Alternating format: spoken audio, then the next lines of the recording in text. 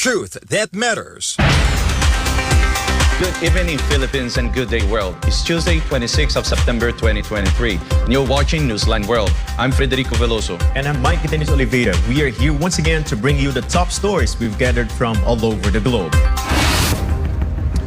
The Philippines will not back down on floating barrier dispute. In the recent developments, Filipino authorities removed the said barrier allegedly placed by the Chinese Coast Guard in the disputed shoal of Bajo de Masinloc. A fuel depot blast rocked Nagorno-Karabakh, killing 20 people and injuring hundreds. Brazil's President Lula da Silva will undergo hip surgery this week. U.S. President Joe Biden left disappointed after the Prime Minister of Solomon Islands skipped the Pacific Island Summit in Washington. And let's find out some of the highlights of the 19th Asian Games in Hangzhou City. These and more for tonight's edition of Newsline World. And for our first news, a former official from the National Security Council explains the purpose of confidential and intelligence funds. MJ Modahar has the details. Ang confidential funds are used by civilian agencies. Ang intelligence fund are used by security agencies, especially the armed forces and the police. This is how former National Security Advisor Hermogenes Esperon explained the difference between confidential and intelligence funds. This issue arose after the Office of the President allocated 125 billion pesos to the Office of the Vice President in confidential funds, taken from the President's contingent budget. According to Esperon, confidential funds serve various purposes. One is on counterintelligence, which is the protection of personnel, documents, and communications.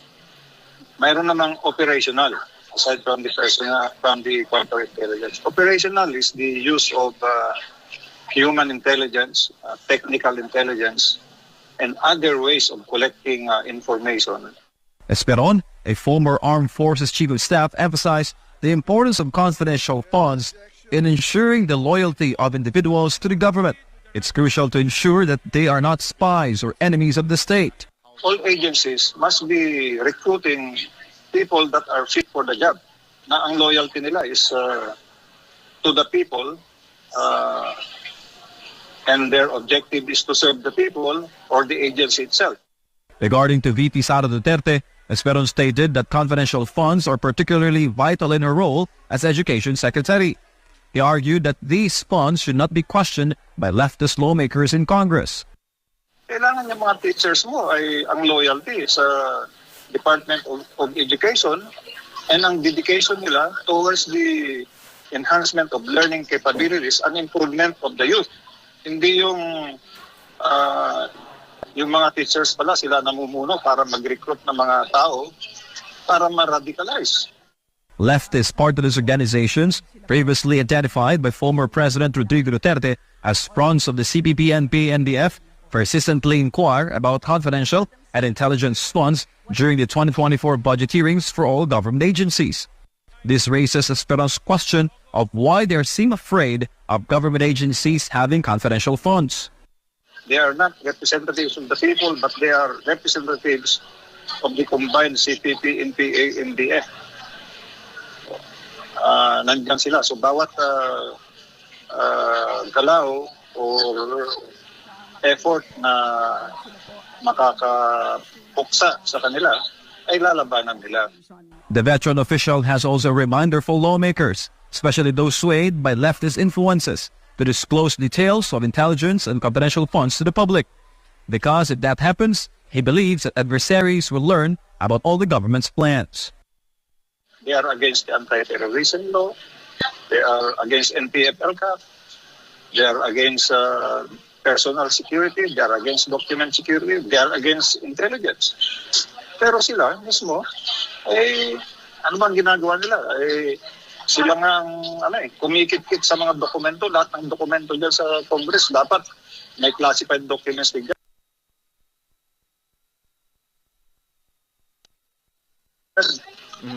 Yung intelligence budgets, dapat hindi nila alam yan. Dapat may select committee para hindi yung lahat-lahat nakakaalam. Otherwise, yung kalaban natin, which is not only the CPP, NDF, ay alam. Di malalaman din yung ating efforts ng ibang organizations or even countries na hindi katugma ng ating national interest. This coming Wednesday, Vice President and Education Secretary Sara Duterte will lead her agencies in facing its 2024 budget proceedings here at the House of Representatives. For Bajo de Philippines, I'm Jem Ondihar, SMNI News. The office of the Vice President once again asserted that there was nothing wrong with their transfer of contingent funds to the office of the Vice President in 2022. The reiteration by the OP occurred during the budget deliberations in Congress on Tuesday. Jade Calabroso reports. It seems like a broken record as lawmakers from the left-leaning group once again questioned the transfer of 125 million pesos in contingent funds from the President's office to the Vice President's office. This is despite previous statements and explanations from the OP and OVP that this move was in accordance with the law and the Supreme Court's decision. The issue was brought up again during the budget deliberations for the 2024 proposed budget in Congress on Tuesday. ACT Teachers Representative Franz Castro remains relentless in asserting that the fund transfer from OP to OVP goes against the Constitution. Although this has already been refuted, the budget sponsor, ACT-CIS Representative Erwin Tulfo, ay malinaw na nakasaad na ito pong pondo o itong 125 na ibinigay po sa OBP was not an augmentation or transfer of funds from the Office of the President. Rather, it was a release of funds chargeable against the contingent fund upon a finding that the OVP's request qualified for funding thereunder. Tulfo further explained that the OVP has requested this fund from the DBM, and President Ferdinand Marcos Jr. himself knew that it would be used by the Office of the Vice President for confidential purposes. Ito po ay ni-request po ng OVP itong confidential fund sa DBM. Ang DBM po, in-evaluate po ito, ang request, at ni-recommend po sa Office of the President, chargeable nga po sa contingent fund sa ilalim po ng 2022 General Appropriations Act. Ang OP naman po ay inaprubahan ang release ng 125 million, bagamat ang request po ay 250, chargeable nga po sa contingent fund sa ilalim ng 2022 General Appropriations Act. Ang ginawa po ng DBM ay nag-release po ng 125 million mula po sa contingent fund. At ito po ay natanggap ng Office of the Vice President, itong 125 million charged nga po sa contingent fund. House Deputy Majority Leader Erwin Tulfo emphasized that this transfer was not a budget augmentation for the OVP in 2022 and was not illegal. Mr. Speaker, ulitin ko po, wala pong augmentation at hindi po nanggaling ang pondo mula sa Office of the President. Ito po ay nanggaling po sa Department of Budget and Management. Kung hindi po ito augmentation, ano po ito? Ano pong tawag natin dito? Ito po ay appropriations from the contingent fund. Vice President Sara Duterte had previously stated that the OVP's confidential fund supports its programs, including tree planting, free bus rides, livelihood projects, and disaster assistance. Meantime, the period of sponsorship and debates for the 2024 proposed budget of the Office of the President, amounting to 10.7 billion pesos, has terminated. Reporting from the House of Representatives, for God and the beloved Philippines, this has been Jade Calabroso, SMNI News. In the latest diplomatic spot between Poland and Ukraine, Poland's Prime Minister criticized Ukrainian President Volodymyr Zelensky for his words during the joint press conference with Canadian Prime Minister Justin Trudeau. The details with Jane Codnita. Polish Prime Minister Mateusz Morawiecki criticized Ukrainian President Volodymyr Zelensky for his remarks during his press conference with Canadian Prime Minister Justin Trudeau last week. At that time, Zelensky suggested that the weakening assistance to Ukraine will strengthen Russia. When asked about the dispute with Poland after Morawiecki announced that it will no longer transfer any weapons to Ukraine because it is now arming itself with the most modern weapons, Zelensky answered and quotes, "You help either Ukraine or Russia. There will be no mediators in this war. By weakening assistance to Ukraine, you will strengthen Russia, and a powerful Russia and what to expect from it. I think history in books and witnesses has long since answered this question." To this, Morawiecki answered and quotes, "The words I am directing to President Zelensky, who has recently made quite unnecessary gestures and completely inappropriate words have come from his mouth. Mr. President, do not dare to insult the Poles. Poles are a proud nation. They know when to help their neighbors, and we are helping our neighbors against this bestial Russian onslaught. But we will always defend our interests and our good name." Morawiecki made the remarks during a meeting with Polish residents amid campaign for parliamentary elections in Krasnik town. Poland is one of the main weapons suppliers of Kyiv. However, ties have soured over the recent weeks amid the growing dispute over grain. Warsaw's recent decision to stop arming Kyiv comes amid a grain dispute. It comes after Zelensky accused Warsaw of playing into the hands of Russia by banning Kyiv's grain imports because the cheap price of Ukrainian grain is affecting Poland's agricultural sector and hurting the farmers. However, the dispute began when the EU decided not to extend restrictions on Ukrainian grain imports. Poland, Hungary, and Slovakia responded with unilateral bans, prompting Ukraine to file complaints to the World Trade Organization. Reporting, this has been Jane Conita, SMNI News. China, Japan, and South Korea will soon hold a trilateral summit at their earliest convenient time. Ria Saito reports. The South Korean foreign minister said the trilateral summit between their country, China, and Japan will likely signal a restart of diplomacy among East Asian countries.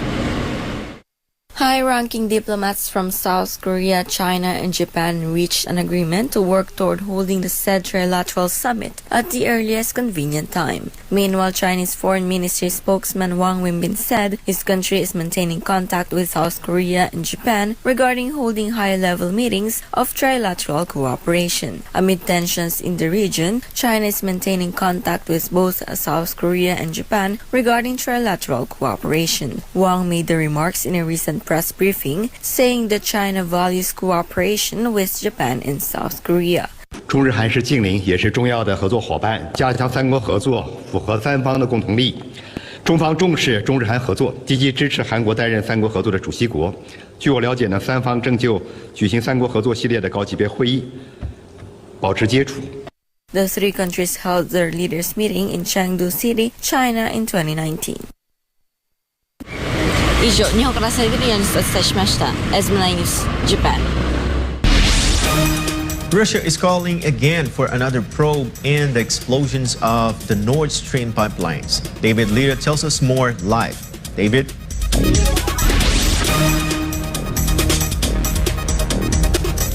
Mayk, to recall, Pulitzer Prize winner Seymour Hersh revealed that U.S. partnered with Norway in a top-secret operation in June 2022 to plan remotely trigger explosives that took 3 out of 4 Nord Stream pipelines 3 months later. Russian ambassador to Germany, Sergei Nechayev, recently said that countries concerned in investigating the incident have not produced any concrete results. He said that Russia will continue to call for an open and transparent investigation into the incident, which has caused serious losses to both Russia and Germany, so as to make sure that the truth is made public. The Nord Stream pipelines were built to transmit natural gas from Russia to the European markets through Germany. In late 2022, a series of deep-sea explosions rocked the Nord Stream 1 and 2 pipelines along the bottom of the Baltic Sea in waters off Denmark and Sweden. The bombing served 3 of the 4 underwater pipelines of the Nord Stream project. This shocking incident was widely believed as a sabotage to the pipelines. Various countries, including Germany, Sweden, and Denmark, have conducted their own investigations into the incident, but they haven't released any concrete results yet. Russia, on the other hand, has repeatedly called for a joint investigation, but was rejected by the countries concerned.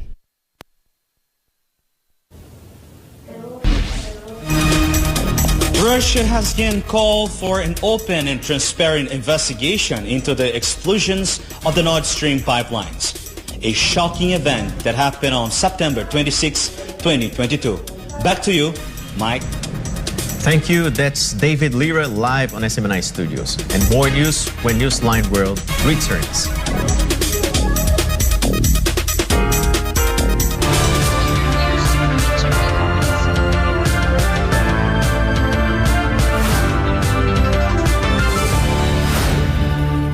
Kabayan! Oo, ikaw. Alam mo ba na you can win lots of prizes when you bring home a guest in the Philippines? The Department of Tourism brings you the Visita Be My Guest program. Joining is easy. 1. Sign up as a sponsor. You can do this via the official BBMG website. All Filipinos of legal age living in the Philippines or abroad can join. 2. Invite your guests. The more you invite, the more chances of winning. And 3. Travel to the Philippines and upload your proof of travel to complete the registration process and earn e-raffle tickets and the BBMG travel passport and privilege card that you can use to get discounts as you travel around our award-winning destinations in the Philippines. Join now and get a chance to win in any of the 3 raffle dates in 2023. So what are you waiting for? Come home and bring your guests to the Philippines. Sign up, invite friends and family, and travel to the world's leading beach and dive destination and the world's leading country destination for tourism, the Philippines. Visita Be My Guest in the Philippines.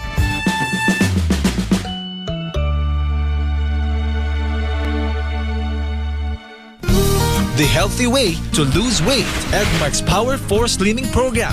Step 1. Detoxify with Edmark Shake Off in pandan and lemon flavor. Fast, effective colon cleansing. See result after 6 hours. Step 2. Burn fat and nourish with Edmark's Meal Replacement Therapy. Organic formulation with low calorie, balanced nutrition, aids in losing weight and burns fat. Step 3. Balance and cleanse with Edmark's Splena Liquid Chlorophyll. Purifies the blood and balances pH. Step 4. Rejuvenate with Edmark's Ginseng Coffee. Energy booster, lowers blood pressure and memory enhancer. And Red Yeast Coffee. Cholesterol buster. Anti-aging and prevents heart disease.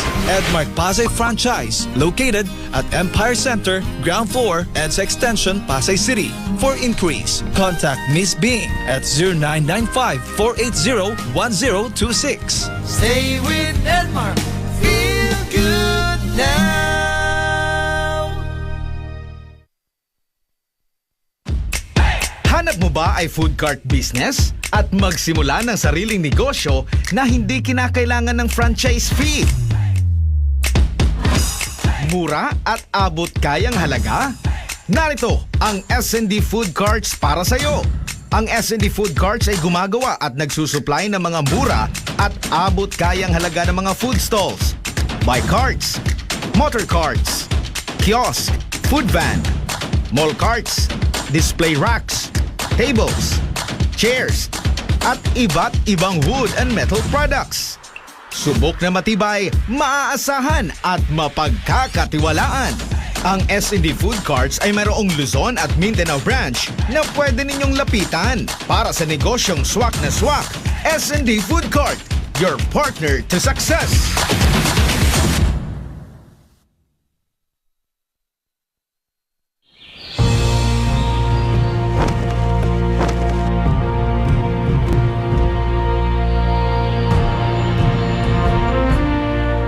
Iniibig ko ang Pilipinas.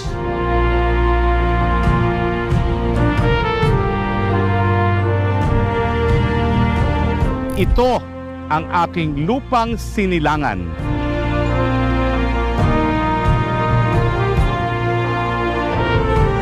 Ito ang tahanan ng aking lahi. Ako'y kanyang kinukupkop at tinutulungan. Upang maging malakas, maligaya at kapaki-pakinabang.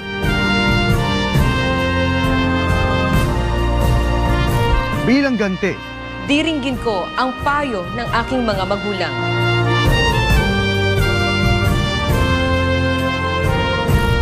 susundin ko ang mga tuntunin ng aking pamahalaan.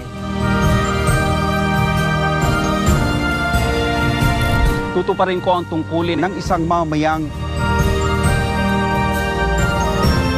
makabayan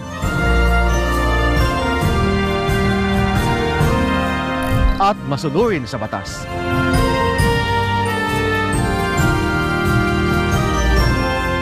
Paglilingkuran ko ang aking bayan Nang walang pag-iimbot at ng buong katapatan. Sisikapin ko na maging isang tunay na Pilipino. sa isip, Sa salita at sa gawa.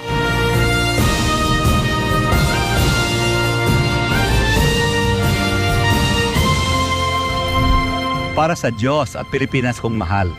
Para sa Diyos at Pilipinas kong mahal. Para sa Diyos at sa Pilipinas kong mahal. para sa Diyos at Pilipinas kong mahal. Para sa Diyos at sa Pilipinas kong mahal. Para sa Diyos at para sa Pilipinas kong mahal. Para sa Diyos at Pilipinas nating mahal. Para sa Pilipinas kong mahal. Para sa Diyos at Pilipinas kong mahal. Para sa Diyos at Pilipinas nating mahal.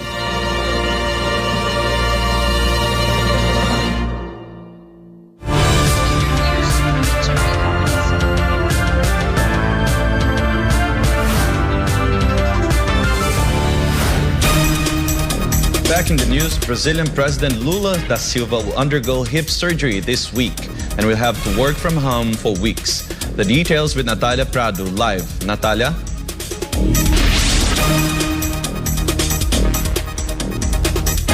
Fred, that's right.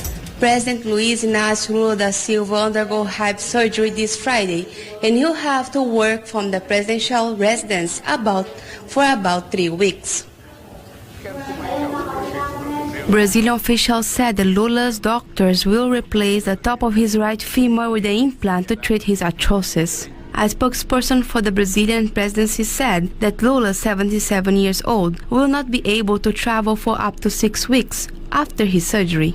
Lula has felt hip pain since August last year. He was diagnosed with osteoarthritis in his hip ahead of the 2022 presidential election, but he put off his surgery until after the polls. The Brazilian president felt that his hip pains were worsening, and after a meeting with the Vietnamese Prime Minister Pham Minh Chinh, Lula told reporters that he had been in pain since last August and it hurts when he does certain movements. Lula first announced that he would have to undergo surgery in July and he would have to schedule it to avoid a missing series of major global events like the BRICS Summit in South Africa, the G20 Summit in India, and the UN General Assembly in New York.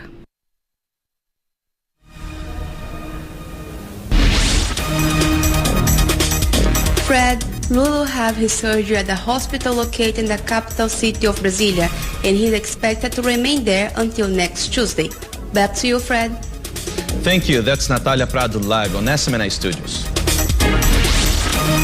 Meanwhile, the Philippine authorities have removed the floating barrier allegedly installed by the Chinese Coast Guard at the disputed waters of Bajo de Masinloc. Daniela Paulite reports. The Bureau of Fisheries and Aquatic Resources, or BFAR, lauded the Philippine authorities for removing the floating barrier allegedly installed there by the Chinese Coast Guard in the southern part of Bajo de Masinloc, or Scarborough Shoal. In an interview with SMNI News, BFAR spokesperson Nazario Briguera hailed the move as a sign that the Philippines will not back down to foreign countries. Briguera said that this is the first time that a floating barrier was installed at the Scarborough Shoal as a way to prevent Filipino fisherfolks from fishing in the said area. Yung unang pagkakataon na parang nagbigay sila ng isang barrier, no, na tuloy-tuloy at hindi ako nagkakamali, mga nasa about 300 meters yung inilatag nila doon sa shoal na deliberately ang kanilang purpose ay maharangan talaga yung ating mga mangingisda. So ito yung unang pagkakataon na may ganun silang ginawa at the good thing is, yun nga sinabi ko, hindi naman tayo nagpatinag, may bagong ulat na ito'y tinanggal na ng Philippines Coast Guard, alinsunod na rin sa utos ng National Task Force in the West Philippines. The BFAR spokesperson added that Scarborough Shoal or Panatag Shoal is considered as a traditional fishing ground. That is why many fisher folks travel to that area. Ang Bureau of Fisheries and Aquatic Resources ay patuloy na sumasali po sa joint operations para po mag-establish tayo ng presensya doon sa lugar, sa kabila ng mga hamon na talagang nakikita natin dahilan sa mga ginagawa nitong mga irresponsableng dayuhan sa loob ng ating teritoryo. BFAR also assured that they will continue to help Filipino fisher folks. Well, ang konteksto kasi nung naging pahayag ng Pangulo ay yung konteksto ng fisheries conservation, and we welcome that. Tama po ang Pangulo, in fact natuwa kami na may emphasis siya sa pagbibigay ng proteksyon sa ating marine habitats. At nilinaw niya lamang kasi may mga ibang grupo na nagkaroon ng apprehension doon sa termo na fisherman. Pero in fact, yung mga ganitong conservation measure ay matagal na po din natin ginagawa. As you know, nagpapatupad po tayo ng close fishing season sa mga major fishing grounds natin, sa Zamboanga, sa Palawan, and sa Visayan Sea. At yung tungkol naman sa pagkakaroon ng mga lugar kung saan bawal mangisda, ito po'y ginagawa na rin ng ating mga lokal na pamahalaan sa bisa ng isang ordinansa. In the end, Brigera said that the Philippines is scheduled to import fish in the latter part of the year to ensure sufficient supply in the market following a fishing ban set to be implemented in the northeastern part of Palawan. For God and my beloved country, this has been Daniela Paulita, SMNI News. Meanwhile, an explosion at a fuel depot in Nagorno-Karabakh has claimed the lives of 20 people and injured hundreds more. Andreas Sanos has the details. A huge explosion rocked a fuel storage depot near a highway in the disputed region of Nagorno-Karabakh. The explosion occurred near the main city of Kankedi, also known as Stepanakert by Armenians. It's still not yet clear what caused the explosion. According to Armenian authorities, nearly 300 people were admitted to hospitals. Dozens of them are currently in critical condition. The explosion comes following what Azerbaijan called as a counter-terrorism measure of a local nature in Nagorno-Karabakh last Tuesday, citing an alleged military buildup of Armenians. Nagorno-Karabakh is a disputed region in Azerbaijan and home to some 120,000 ethnic Armenians. The Armenian government said some 13,350 refugees had crossed into Armenia from the enclave. A day after Azerbaijan launched their operation, authorities in Nagorno-Karabakh announced a ceasefire with Azerbaijan following a proposal by Russian peacekeepers. Reuters reports citing leaders of the self-proclaimed Nagorno-Karabakh Republic said that some 120,000 Karabakh Armenians could flee from their homes due to ethnic cleansing fears. Azerbaijani officials, on the other hand, promised to guarantee the rights of ethnic Armenians during the reintegration of Nagorno-Karabakh. Reporting, this is Andrea Santos, SMNI News. Chief prosecutor ordered the arrest of 8 officials as investigation continues over the collapse of 2 dams that left thousands dead and displaced. Gratero Omori reports. The investigation continues as to the cause of a deadly dam collapse that killed thousands of people in Libya. The disaster had occurred more than 2 weeks ago, but its devastating aftermath remains a reminder of the tragic catastrophe that surprised the North African country. The Public Prosecutor's Office in Libya questioned 7 former officials and current members of the Water Resources Authority and the Dams Management Authority as part of an inquiry into the recent floods that killed thousands. Among those questioned was the former mayor of Derna, who was removed from his role after the disaster. Derna is a port city in eastern Libya hit the hardest by the deadly floods caused by Mediterranean storm Daniel. The officials were questioned amid allegations that mismanagement, negligence, and mistakes contributed to the disaster. The deadly storm struck eastern Libya on September 10, which led to massive destruction of infrastructure and a significant loss of life. According to the World Health Organization, nearly 4,000 people died in the floods, while more than 9,000 others are still missing. The said officials will be jailed pending the results of the investigation. Meanwhile, Libya continues to receive urgent aid from other countries, including the UAE. Reporting from Dubai, this has been Gratero Omori, SMNI News, United Arab Emirates.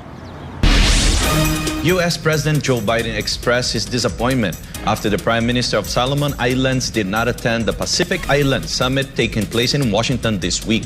Sheena Salem has the details. Prime Minister Manasseh Sogavari skipped the meeting of Pacific leaders at the White House a few days after he praised China as a development partner. The second U.S. Pacific Islands Forum Summit is currently taking place in Washington from September 25 to 26, 2023. The forum consists of 18 Pacific members plus the United States. However, representatives from the Solomon Islands and Vanuatu skipped the event this year. Sogavari's absence came after he praised China for its efforts in speeding up the implementation of the 2030 Agenda for Sustainable Development.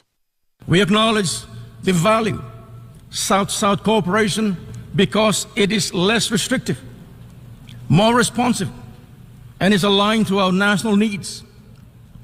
We applaud the People's Republic of China for the initiative in accelerating the implementation of the 2030 Agenda through the Belt and Road Initiative, Global Development Initiative, Global Security Initiative, and Global Civilization Initiative.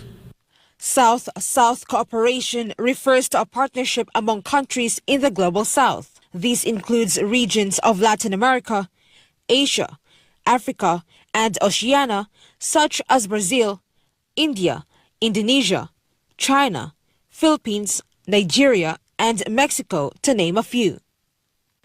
Meanwhile, Biden pledged to provide $200 million more in economic aid to Pacific Islands. The U.S. leader made the offer as Washington aims to boost ties and race for influence with China in the region. Reporting from Melbourne, this is Sheena Salem, SMNI News, Australia.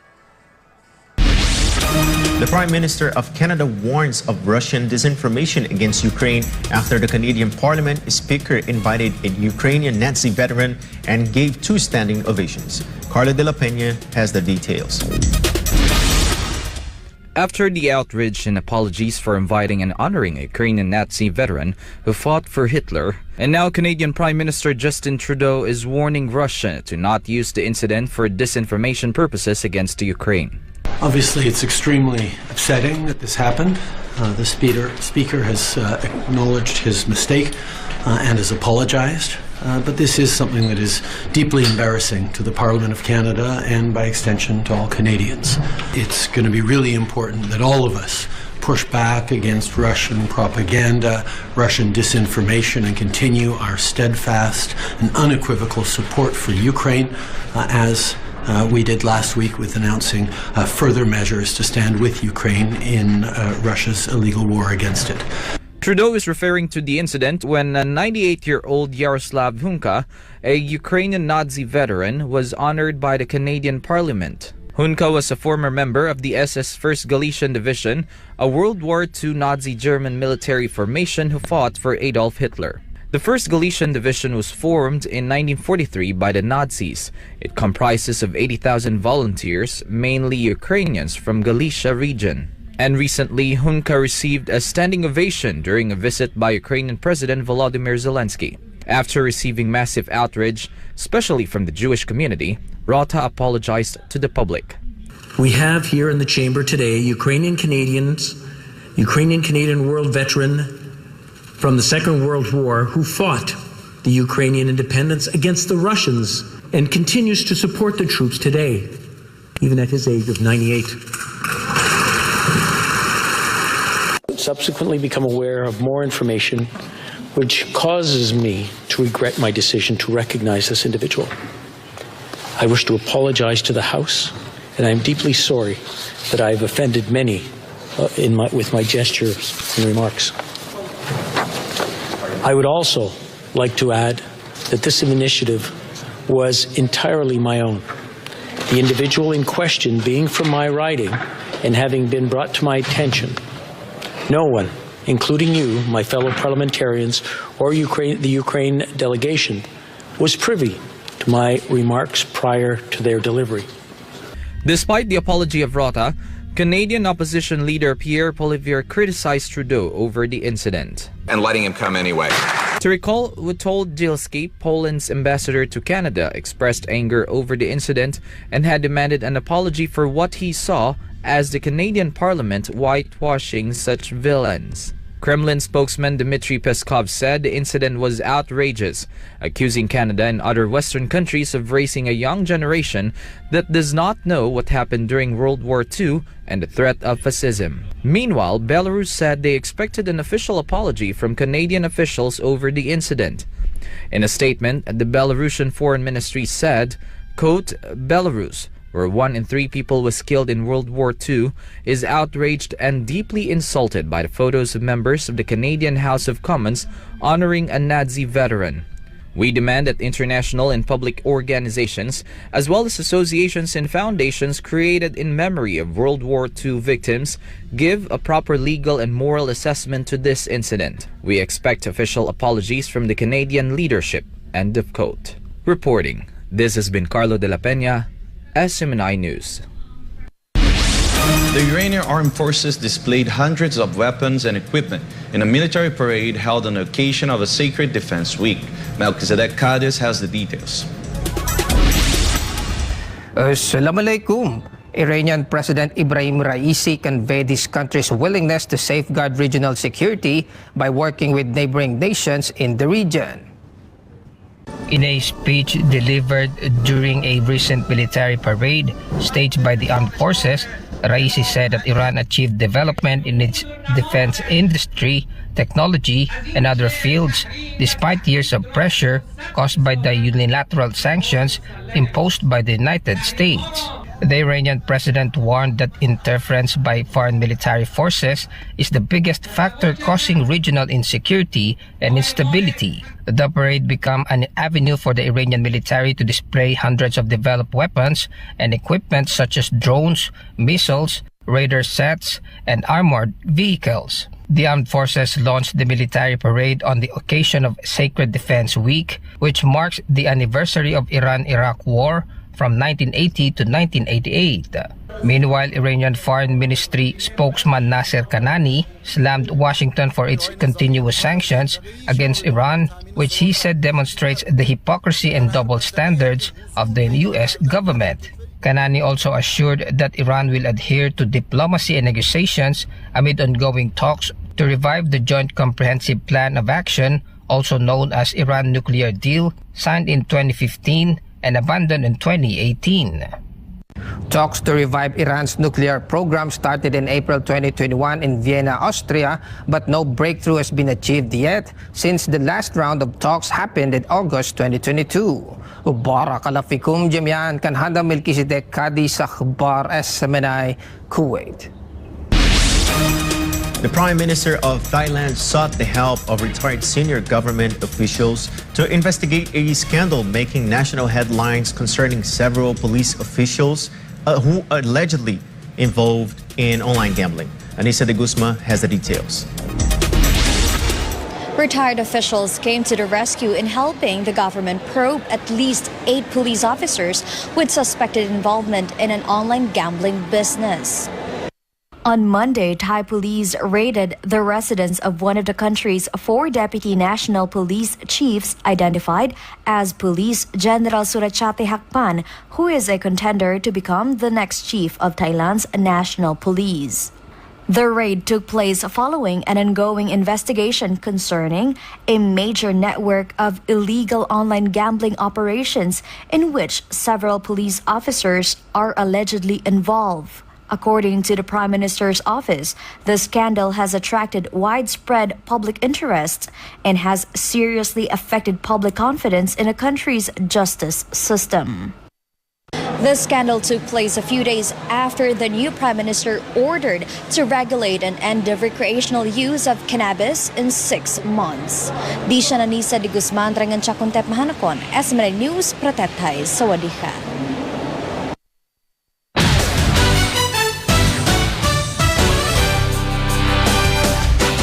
And for our sports news, time to recap some of the highlights of the 19th Asian Games, starting with the Philippines Gilas men's team securing a victory in its match against Bahrain. Joris Bonifacio tell us more. Gilas Pilipinas secures first victory in its match against Bahrain at the 19th Asian Games in Hangzhou, China. The Philippines team blew out Bahrain with a score of 89-61 in the preliminary round of Group C. Before the game ended, Gilas came up to over 30 points, ensuring their first win. Angelo Kwame and CJ Perez both scored 15 points, while Justin Brownlee had 14 points and 9 rebounds. Gilas Pilipinas is set to face Team Thailand on September 28. Meanwhile, the Philippines gained its second bronze medal through the national wushu team. Jones Inso won third place in the men's Taijikwan Taijijian all-around event. Inso recorded a total score of 19.486, slightly finishing gold medalist Haonan Gao of China with 19.666 points, and silver medalist Takian Samway Hui with 19.493 finish. The Philippines have 2 bronze medals so far. Meanwhile, Chinese wushu athlete Li Yi made history by becoming the first woman in Chinese to win gold at the Asian Games. The 31-year-old considered her win as the perfect end to her 20-year career of being an athlete. Li, with a total score of 9.786, beat Hong Kong athlete Liu Shushu with a 0.30 points lead. Host country China, meanwhile, continues to lead the games, bagging 39 gold medals so far. Reporting for Newsline World, this has been Joris Bonifacio, SMNI. And for our last news, the Hangzhou Asian Games has released the official souvenirs featuring the Man Torch Tower that was unveiled in Beijing recently. Vigan has the details. The lighting ceremony of the Main Torch Tower for the 19th Asian Games in the host city, Hangzhou, Zhejiang Province, China, left the world amazed on Saturday night. At the ceremony, torchbearers in the virtual and physical worlds jointly lit up the cauldron. The fuel used in the primary cauldron tower was carbon zero methanol.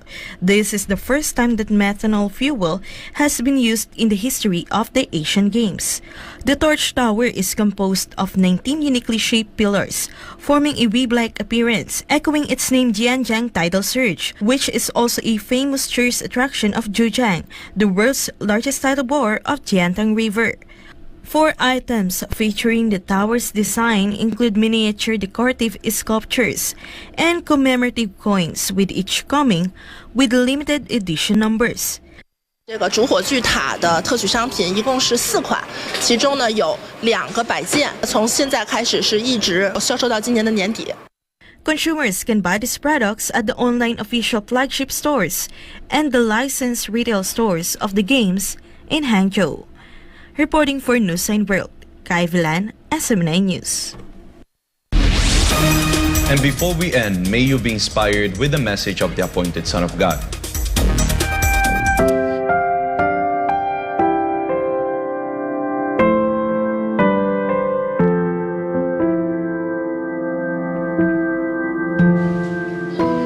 True freedom is to do the Father's will.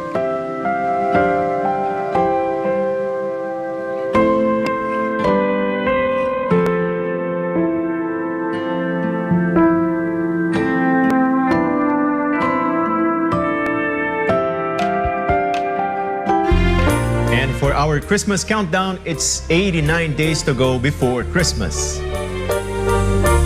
And that's all for tonight's edition of Newsline World. For more news update, you may visit on SMNINewsChannel.com or follow us on our official social media accounts on Rumble, Facebook, and Twitter. For God and Country, I'm Mayk and Oliveira. For God and Country, I'm Frederico Velloso. Thank you for watching Newsline World. And thank you to our beloved pastor, Pastor Apollo Sikibuloy, for the opportunity to be part of this program.